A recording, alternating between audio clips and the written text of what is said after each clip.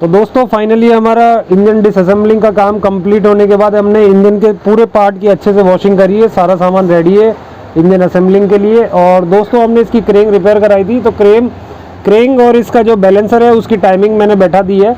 मैं आपको दिखा देता हूँ इसके अंदर किस तरीके की टाइमिंग होती है दोस्तों।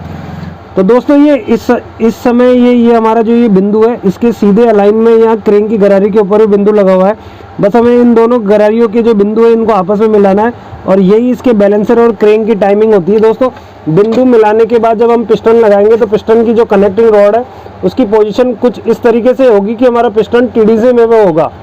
टीडीसी का मतलब दोस्तों टॉप डेप्थ सेंटर होता है। तो दोस्तों ये हमारी काउंटर शाफ्ट थी जो कि ख़राब हो चुकी थी। इसके अंदर दोस्तों ये बेरिंग यहाँ से टूट गया था, इसका चैम्बर के अंदर बेरिंग टूटा हुआ था, और उस वजह से इस शाफ्ट की जो ये नीचे वाला हिस्सा है ये बिल्कुल ख़राब हो गया था, और इसकी गरारियों के अंदर भी कट लग गया था।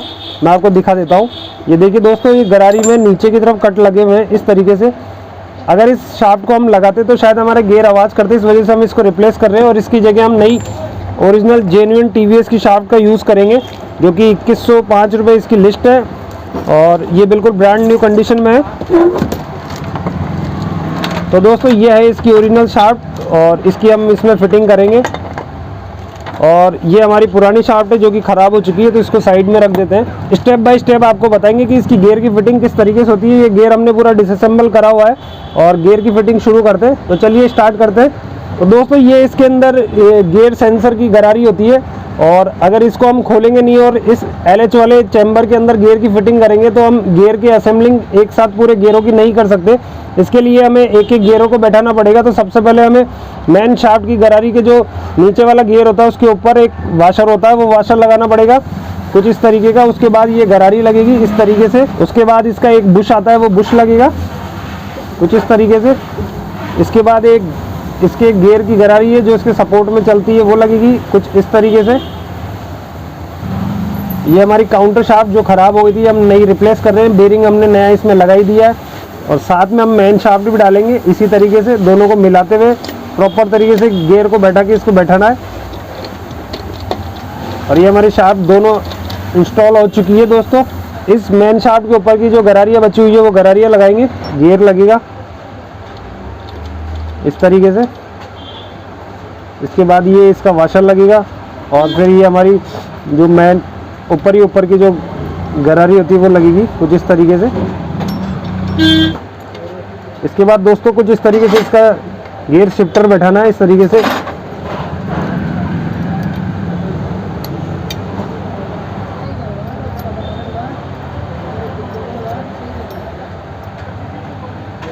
ये हमारे दोनों गियर सेलेक्टर भी लग गए हैं दोस्तों, इनकी पिनें हम लगा देते हैं। और इसके बाद ये हमारा गियर ड्रम होता है जो गियर शिफ्टिंग का काम करता है, इसको भी लगाएंगे कुछ इस तरीके से।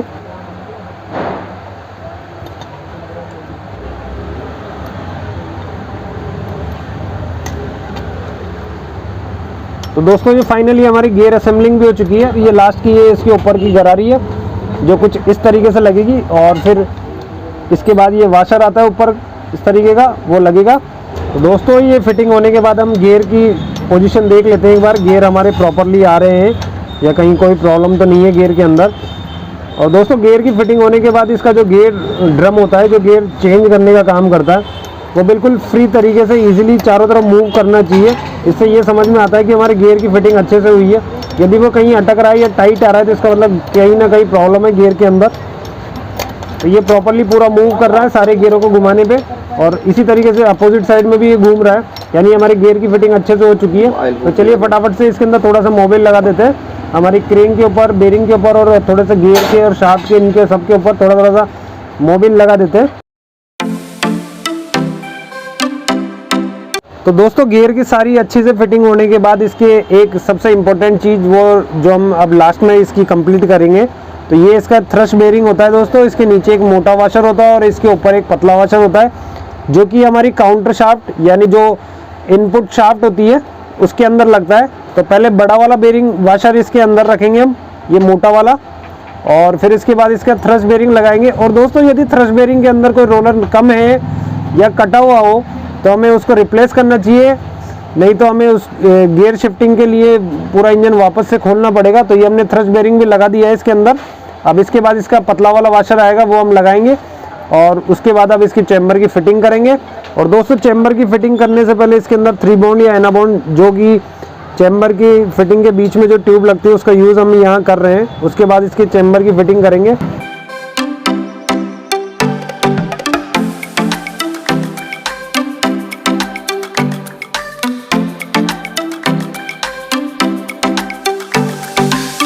तो दोस्तों फाइनली हमारा दोनों चैम्बर असेंबलिंग हो चुकी है। अब फटाफट से इसकी बोल्ट लगाते हैं चैम्बर के और उसको टाइट करते हैं और उसके बाद इसकी क्लच की फिटिंग करते हैं। और उससे पहले हम एक बार चैम्बर लगने के बाद इसकी गियर की पोजीशन देख लेते हैं, गियर हमारे प्रॉपर्ली काम कर रहे हैं या नहीं।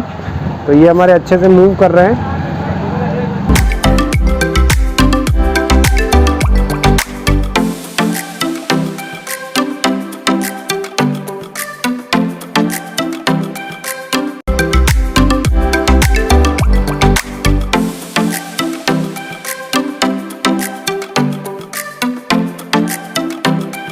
दोस्तों चैम्बर की फिटिंग करने के बाद हमने ये न्यूट्रल स्विच लगाया इसका, यानी ये न्यूट्रल की पत्ती है। इसी तरीके से दोस्तों इसके चैम्बर की फिटिंग करने के बाद एक उल्टा बोल्ट होता है जो हमें यहाँ लगा के टाइट करना चाहिए, जो कि हमने लगा दिया है और उसको भी अब हमने अच्छे से टाइट कर दिया है। ये हमारे गियर ड्रम की सेलेक्टर की पत्ती है दोस्तों, इसी से हमारे गियर चेंज होते हैं। हमारी जो गियर की शाफ्ट होती है वो इसी को मूव करती है। हमारे पैर से गियर शाफ्ट को हम मूव करते हैं और वो शाफ्ट इस गियर के लीवर को मूव करती है, जिससे हमारा गियर ड्रम घूमता है और हमारी शाफ्ट में गियरों की शिफ्टिंग की पोजीशन चेंज होती है, जिससे हमारी गाड़ी गियरों में आती है और गियर उतरते हैं और चढ़ते रहते हैं। ये हमारी इसकी गियर शाफ्ट है, कुछ इस तरीके से ये लगेगी।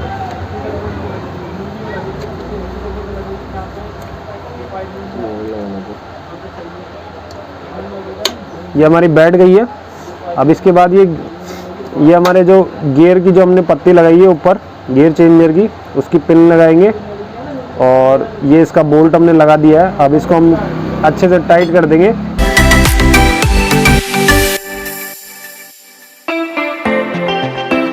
इसके बाद दोस्तों हमारे गियर चेंजर के ऊपर एक रोलर लगता है छोटा सा, पत्ती के साथ वो अटैच होता है, तो उसकी जगह बनी हुई है, उसके लिए उसकी स्प्रिंग लगाते हैं नीचे। उसके बाद उसके ऊपर वाशर और फिर वो गियर चेंजर का रोलर है वो लगेगा और उसके बाद 10 mm का जो बोल्ट है उसको लगा के और गियर चेंजर के ऊपर उस रोलर को ले लेंगे और उसके बाद उसको अच्छे से टाइट कर देंगे, जिससे हमारी गियर की जो टाइटनेस होती है गियर चेंज करने की और निकलने की वो बिल्कुल परफेक्ट हो जाएगी।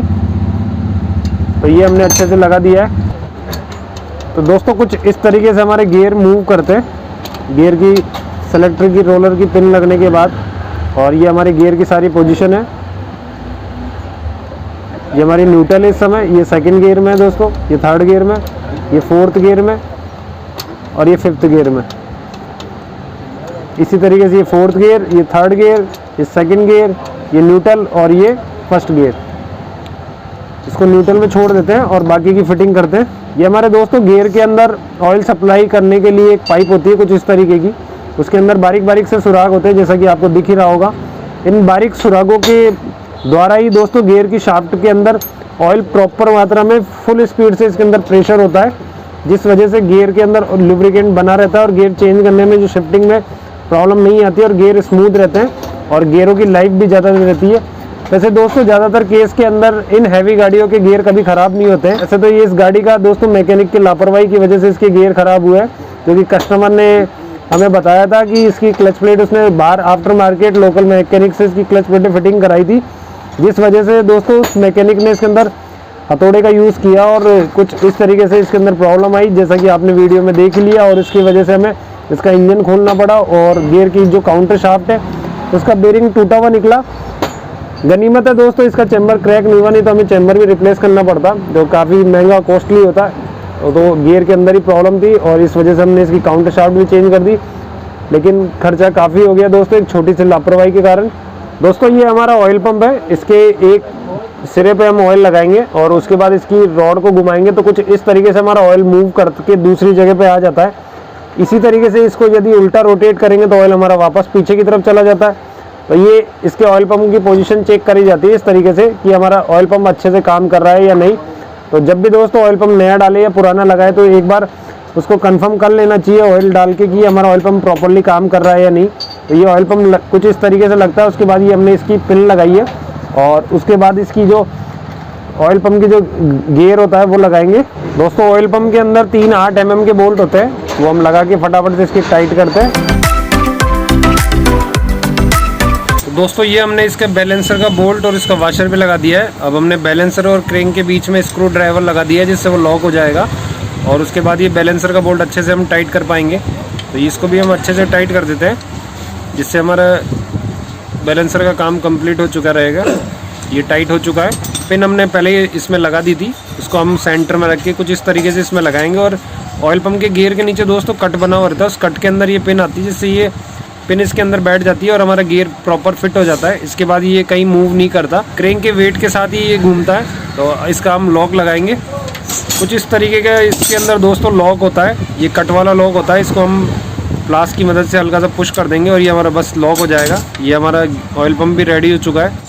तो दोस्तों ऑयल पंप के बाद अब बारी आती है इसकी क्लच कटोरे की। तो क्लच कटोरा हमारा रेडी है और उससे पहले इसकी थोड़ी सी असेंबलिंग करनी है। कुछ इस तरीके का इसका वाशर होता है जिसमें ग्रुप वाला मुंह ऊपर रखना है, और उसके बाद इसके कटोरे का जो लॉक होता है उसको इस तरीके से इसके अंदर इसमें ग्रुप बना हुआ, उस ग्रुप के अंदर इसको पुश करके बैठाना होता है और ये हमारा बैठ गया है। अब इसको हम लगाते हैं हमारी काउंटर शाफ्ट के ऊपर, कुछ इस तरीके से ये लगेगा दोस्तों। तो दोस्तों हमारा कटोरा भी बैठ गया है, इसके अंदर इसको कटोरे को बैठा के इसको हल्का सा पुश करना होता है और ये हमारी अपनी जगह ले लेता है। ये बैठ गया है। इसके बाद इसके नीचे एक मोटा वाशर आएगा, वो हमने लगा दिया है। और अब बारी आती है इसकी clutch plate, pressure plate, clutch centre और आपकी फिटिंग की। तो दोस्तों कस्टमर ने कहा था इसमें 1 महीने पहले उसने क्लच का काम करवाया था, इसलिए हम क्लच प्लेटें चेंज नहीं कर रहे हैं, हम वही क्लच प्लेटों का यूज़ यहाँ कर रहे हैं और उसी की प्रेशर प्लेट लगाएंगे क्योंकि नई डली हुई है। तो अब फटाफट से इसकी फिटिंग करते हैं। और उसके दोस्तों क्लच प्लेट की फिटिंग के अंदर भी एक चीज़ ध्यान रखने वाली होती है, इसकी जो प्रेशर प्लेट होती है उसके अंदर एक मुंह इसका पैना होता है और एक मुंह सॉफ्ट होता है। तो आप जब भी प्रेशर प्लेट इसके अंदर असेंबल करें तो सारी प्रेशर प्लेटों का मुंह या तो पैने वाले मुंह को ऊपर की तरफ रखे या सॉफ्ट वाले मुंह को ऊपर की तरफ रखे।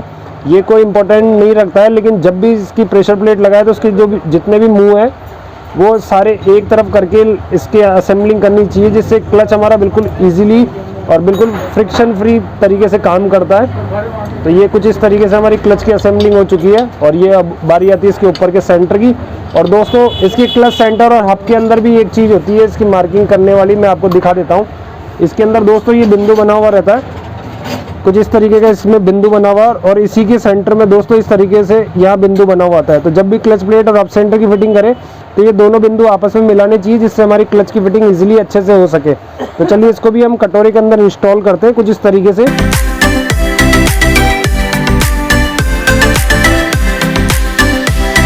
तो दोस्तों कुछ इस तरीके से हमारी क्लच की फिटिंग हुई है। हमारी 5 प्लेटें तो इस रो के अंदर आई है और जो छठी प्लेट है वो इस वाले रो के अंदर आई है। इसी तरीके से इसकी क्लच की फिटिंग होती है। अब इसका वाशर और नट लगा के इसको टाइट कर। दोस्तों इसके क्लच के अंदर कुछ इस तरीके का टूल होता है, ये हमारा क्लच का रोकने वाला कूलर है और ये हमने गोटी लगाई। अब इसको हैंडल की मदद से अच्छे से टाइट कर देंगे, जिससे हमारी क्लच की फिटिंग भी हो जाएगी। ये हमारा टाइट हो चुका है।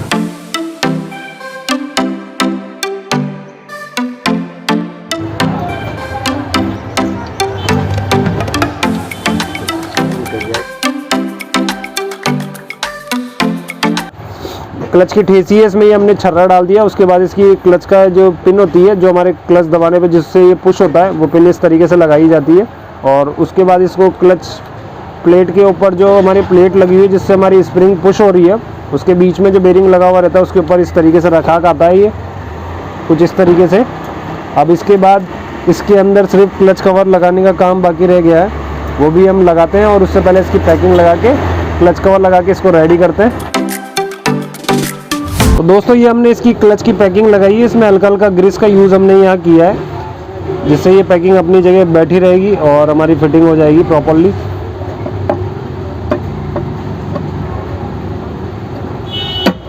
तो क्लच का चैम्बर भी बैठ चुका है और क्लच प्लेट की फिटिंग भी हो चुकी है।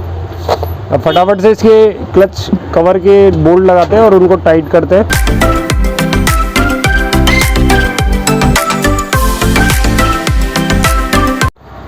तो दोस्तों क्लच की कंप्लीट फिटिंग हो चुकी है, ऑयल फिल्टर हमने लगा दिया। अब बारी आती है इसके सिलेंडर फिटिंग की। तो दोस्तों इसके अंदर हमने सिलेंडर ब्लॉक नया मंगवाया है, जो कि कंपनी ओरिजिनल है, ये TVS कंपनी का है। इसकी MRP है 2592 रुपये, यानी ये 2500 रुपये के आसपास है। तो चलो इसको अनबॉक्सिंग करते हैं और देखते हैं इसके अंदर क्या क्या निकलता है, और उसके बाद इस ब्लॉक को इस गाड़ी के अंदर फिटिंग करेंगे।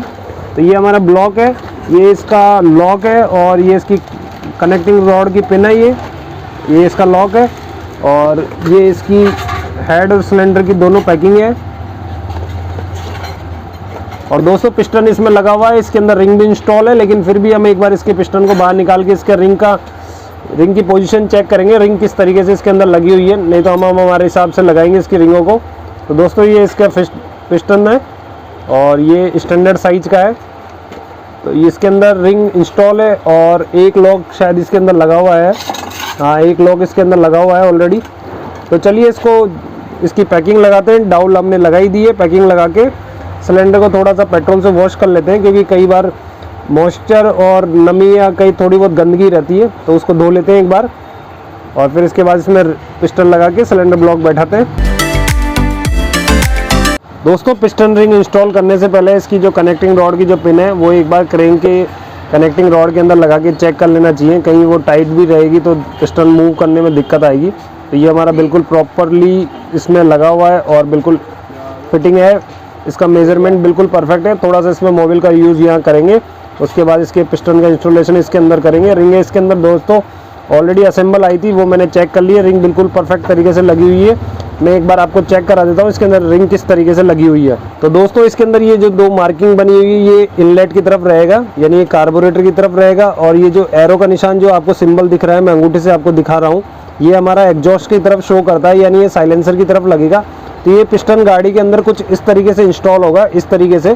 तो इसकी रिंग की पोजीशन मैं आपको दिखा देता हूँ दोस्तों। इसकी जो ये टॉप वन की रिंग है, इसका जो ओपन वाला मुंह है ये हमारा एग्जॉस्ट की तरफ है, और इसी के अपोजिट में हमारा इनलेट वाली रिंग, यानी टॉप टू की जो रिंग है वो उसका मुंह इनलेट की तरफ है, ये इस जगह पे। और दोस्तों इसके अंदर जो दो हेल्पर रिंग लगी हुई है वो हमारी कनेक्टिंग रॉड की जो गजन पिन होती है उसके एक सिरे की तरफ है जहाँ लॉक लगता है, और इसी तरीके से दूसरा सिरा इसका इस तरफ है, इस जगह पे जो हमारी गजन पिन का लॉक दूसरी तरफ लगता है। और कंप्रेसर की जो रिंग है जाली वाली ऑयल की जो रिंग होती है, इसका जो मुंह है वो इस जगह पे लगा हुआ है, मैं आपको मार्क करके दिखा देता हूँ दोस्तों। और दोस्तों इसके अंदर डब्लू बना हुआ है, यानी रिंग बिल्कुल परफेक्ट पोजीशन में है। तो चलिए इसको असेंबल करते हैं फटाफट से। इसके अंदर एक लॉक ऑलरेडी लगा हुआ था, इसको कनेक्टिंग रॉड में असेंबल करते हैं, और इसको असेंबल करने से पहले थोड़ा सा हम कपड़े को यहाँ यूज़ करेंगे, क्योंकि लॉक कई बार लगाते समय उछल जाता है, इस वजह से प्रॉब्लम आती है। अगर लॉक इंजन में चला जाएगा तो इंजन हमें वापस से डिसमेंटल करना पड़ेगा, इसलिए कुछ इस तरीके से इसको लगाया जाता है। तो कपड़ा हमने लगाई दिया जिससे लॉक अंदर जाने की कोई चांसेस रहेंगे नहीं दोस्तों। ये हमारी गजन पिन इसके अंदर बैठ चुकी है, अब इसका लॉक लगाएंगे।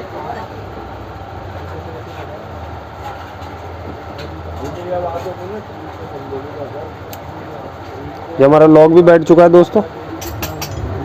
दोस्तों पिस्टन बैठाने के लिए यहाँ क्रेन का हम टूल हम यहाँ यूज़ करते हैं, तो ये टूल हमने यहाँ लगा दिया है। अब पिस्टन के ऊपर थोड़ा सा मोबिल लगाएंगे, और उसके बाद इसके सिलेंडर को इसके अंदर पुश करके हल्का हल्का गोल गोल घुमा के इसके अंदर पिस्टन रिंग इंस्टॉल करेंगे। तो थोड़ा सा मोबिल हम यहाँ लगा देते हैं, जिससे पिस्टन रिंग इंस्टॉलेशन में ज़्यादा प्रॉब्लम नहीं आएगी, और थोड़ा सा मोबिल हम सिलेंडर के ऊपर भी लगा देते हैं।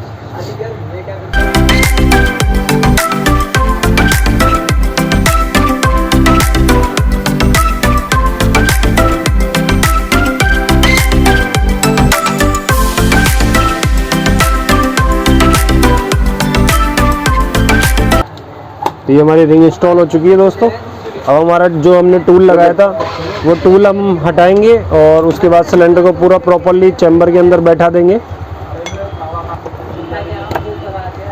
तो ये हमारा बैठ गया है दोस्तों। अब इसके बाद हम पिस्टन के सिलेंडर के इस तरफ हमारे दो 10 नंबर की डिबरियाँ लगती है, तो वो हम लगा देते हैं, और जिससे हमारा सिलेंडर हिलेगा नहीं। और फिर उसके बाद हम पिस्टन को ऊपर टॉप में ले लेंगे, और इसको 1-2 बार रोटेट करके देखेंगे, जिससे हमें पता लग जाएगा कि हमारी रिंग अच्छे से बैठी है या नहीं। दोस्तों ये अच्छे से मूव कर रहा है, यानी हमारी रिंग अच्छे से बैठ गई है। अब पिस्टन को हम टॉप में लेके छोड़ देंगे, और फिर अब बारी आती है इसकी हेड की फिटिंग की। तो पहले हेड की फिटिंग कर लेते हैं, और उसके बाद फिर इसको गाड़ी में असेंबल करेंगे। तो हमने सिलेंडर के ऊपर पैकिंग लगा दी है, और दोनों तरफ हमने डाउल लगा दी है, एक यहाँ पे और एक इस जगह। और टाइमिंग चेन हमने लगा दी है और एक चेन गाइड लगा दिया है। ये हमारा हेड है, ये हमने असेंबल कर दिया है। इसमें चारों वाल नए रिप्लेस किए हमने, साथ में इसके केम रोकर दोनों गाड़ी के साथ के हैं। ये बिल्कुल ओके कंडीशन में थे, इसलिए हमने केम और रोकर चेंज नहीं करे और वाल हमने चेंज किए, वॉल सील चेंज करी है और हेड को असेंबल कर दिया। चलिए अब इसको इंजन में फिट करते हैं और बाकी का प्रोसीजर फिर आपको बताते हैं। तो दोस्तों चेन को हमने तार से बांध रखा है जिससे ये नीचे गिरे ना, और इस तार के अंदर से डाल के इसके हेड को इस तरीके से निकालते हैं और फिर इसको कुछ इस तरीके से बैठाएंगे कि ये बिल्कुल परफेक्ट पोजीशन में बैठ जाएगा।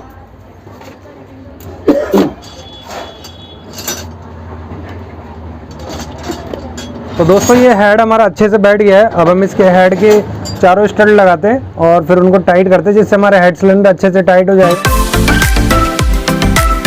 और वापस से इनको उसी तरीके से टाइट करना है जैसे हमने चैम्बर के बोल्टों को टाइट किया था दोस्तों। क्रिस क्रॉस पैटर्न में इनको टाइट करना है, यानी आमने सामने की तरफ बराबर मात्रा में कसना है। तो दोस्तों ये हमारा हेड भी अच्छे से टाइट हो गया है। अब बारी आती है इसकी टाइमिंग की, और उससे पहले दोस्तों हेड में यहाँ इस तरफ दो 10 नंबर की डेबरियाँ लगती है जैसे सिलेंडर में हमने लगाई थी, इसी तरीके की 2 डेबरियाँ लगती है, वो दोनों हम लगा देते हैं इसके अंदर। और इसके बाद इन दोनों को भी टाइट कर देंगे और फिर बारी आती है इसकी टाइमिंग सेट करने की। फिर टाइमिंग हम सेट करेंगे और आपको बताएंगे इसकी टाइमिंग किस तरीके से सेट होती है। ये हमारा चेन गाइड है दूसरा वाला, इसको भी हम लगा देते हैं।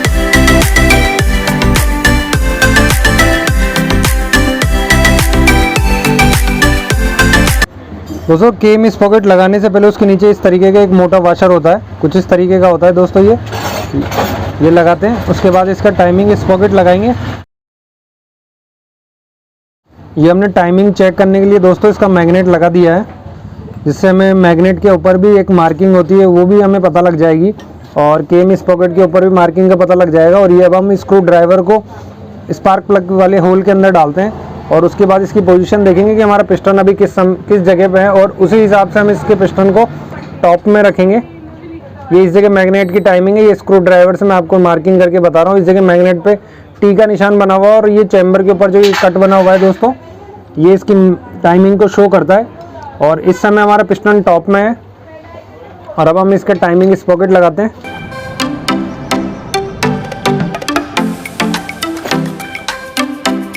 तो दोस्तों हमने इसकी हेड की टाइमिंग भी अच्छे से बैठा दी है, मैं आपको दिखा देता हूँ। ये हमारा टी का मार्किंग है इस जगह पे, और ये हमने चैम्बर की मार्किंग है, इस जगह हमने मैग्नेट को रखा है।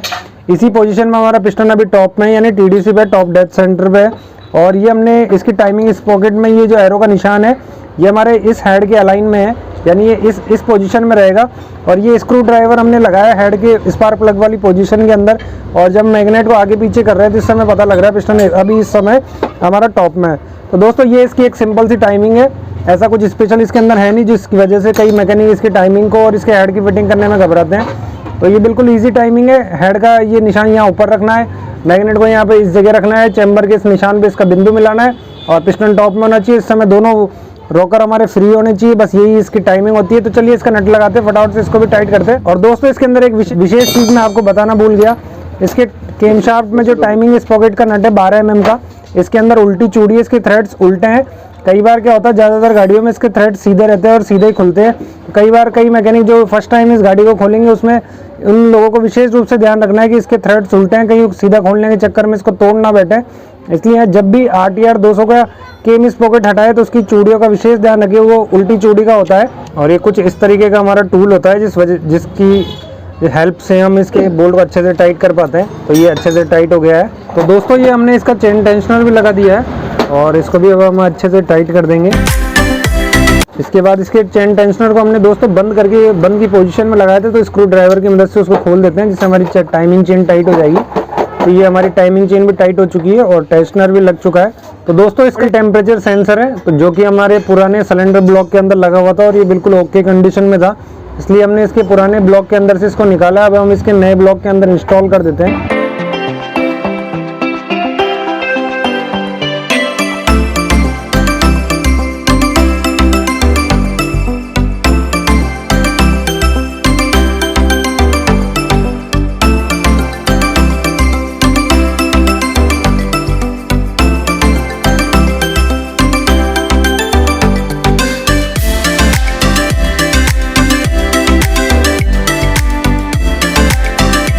ये इसका न्यूट्रल स्विच है दोस्तों।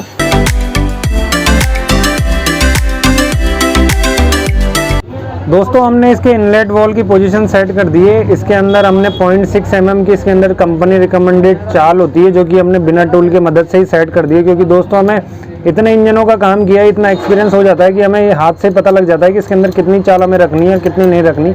तो दोस्तों इनलेट वॉल के अंदर इसके अंदर खड़ी चाल नहीं रखनी है, इसके अंदर आड़ी चाल रखनी है। मैं आपको दिखा देता हूँ किस तरीके से इसकी आड़ी चाल होती है। कुछ इस तरीके से ये मूव करता है दोस्तों। ये ऊपर से नीचे की तरफ मूव नहीं करना चाहिए, ये लेफ्ट राइट मूव करना चाहिए। बस यही इसकी 0.6 से 0.8 mm तक की चाल होती है। और इसी तरीके से इसके एग्जॉस्ट वाले वाल के अंदर टेपिटो की सेटिंग करी जाती है। लेकिन दोस्तों इनलेट से ज़्यादा एग्जॉस्ट के अंदर वाल क्लियरेंस ज़्यादा रखना पड़ता है, क्योंकि उसके अंदर से ब्लास्ट और फायरिंग ज़्यादा मात्रा में निकलती है। इसलिए वहाँ वाल को थोड़ा सा लूज रखा जाता है, यानी उसके अंदर थोड़ा सा खड़ी चाल भी रखी जाती है। मैं आपको दिखा देता हूँ किस तरीके से होती है। ये हमारी दोस्तों इसकी आड़ी चाल है और ये थोड़ी सी इसकी खड़ी चाल है।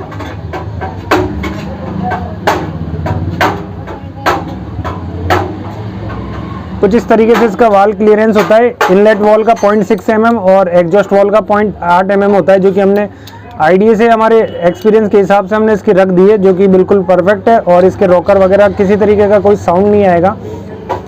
तो चलिए, ये हमारा टेपिट क्लियरेंस की जो फिटिंग का काम था वो कंप्लीट हो चुका है। अब फटाफट से इसके ऊपर की टॉप कवर की रबर्टिंग लगाते हैं और उसके बाद इसका टॉप कवर लगाएंगे।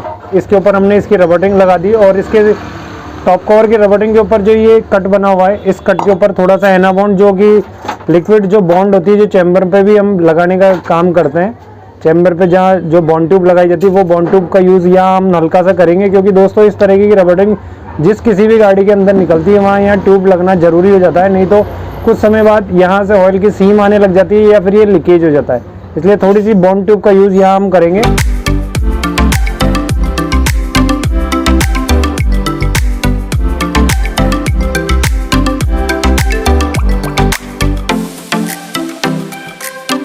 तो दोस्तों ये हमारा टॉप कवर के ऊपर RTR लिखा हुआ रहता है कुछ इस तरीके से।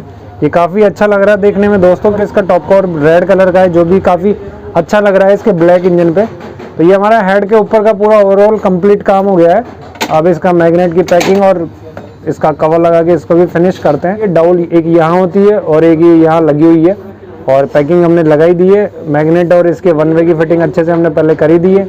अब इसका टॉप मैग्नेट कवर लगा के फटाफट से उसके 8 mm के जितने भी बोल्ट आते हैं वो सब लगा के उसको टाइट करेंगे। ये इसके मैग्नेट की कॉइलों के हम स्क्रू चेक कर लेते हैं दोस्तों। कई बार हीट की वजह से ये लूज़ हो जाते हैं, तो ये सारे बोल्ट अच्छे से, जब भी इंजन का काम करे, सारे बोल्ट अच्छे से चेक करके ही लगानी चाहिए। कई बार कोई बोल्ट लूज़ रह जाता है, बाद में इंजन का काम करने के बाद वो बोल्ट या स्क्रू प्रॉब्लम क्रिएट करता है। इसलिए फटाफट से इसकी फिटिंग करते हैं। तो ये हमारा बैठ गया अच्छे से।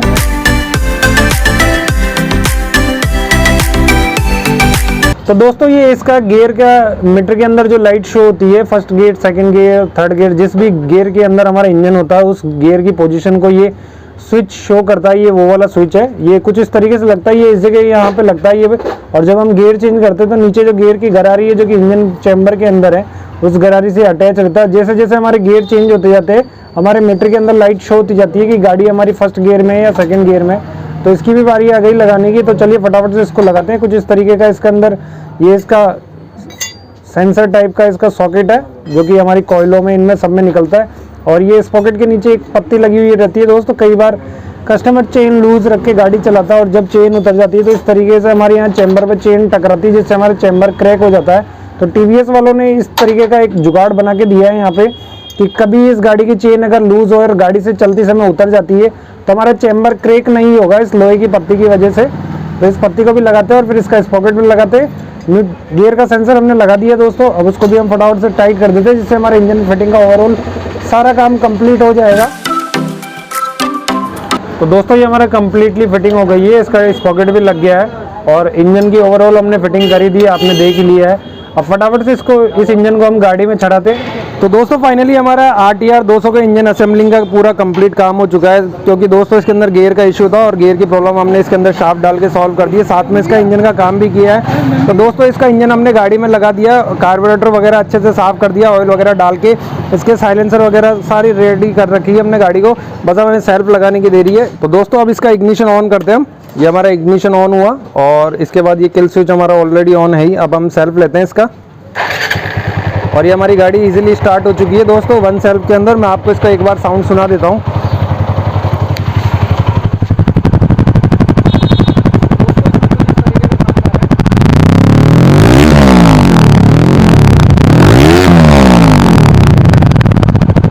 तो दोस्तों इसके अंदर कुछ इस तरीके का साउंड आ रहा है। मैं आपको इसका इंजन का भी साउंड सुना देता हूँ एक बार।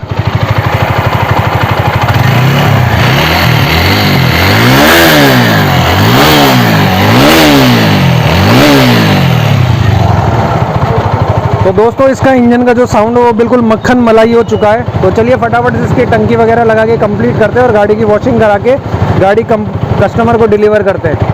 तो देखा दोस्तों किस तरीके से हमने TVS की RTR 204V गाड़ी का हमने गियर का और इंजन का असेंबलिंग का कंप्लीट काम किया। और इस वीडियो के हमने इंजन के साथ साथ उसकी गियर के अंदर जो इशू था वो भी दूर किया। और यदि दोस्तों आप हमारे चैनल पर पहली बार इस वीडियो को देख रहे हैं तो हमारे चैनल को जरूर सब्सक्राइब करें। इसी तरीके की नॉलेजफुल और दिलचस्प वीडियो हम हमारे चैनल पर डालते हैं।